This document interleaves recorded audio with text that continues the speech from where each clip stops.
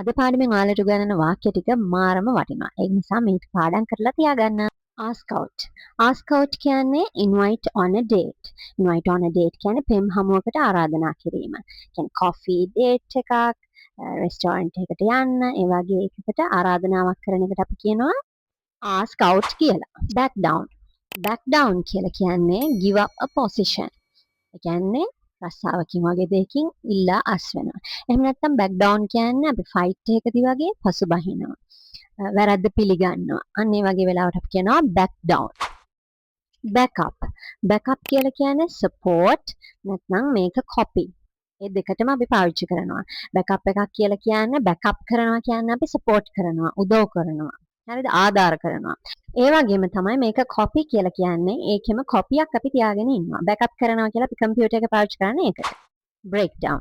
breakdown කියලා කියන්නේ stop functioning එහෙම නැත්නම් lost emotional control. දැන් මේ දෙකටම breakdown කියන එක පාවිච්චි කරනවා.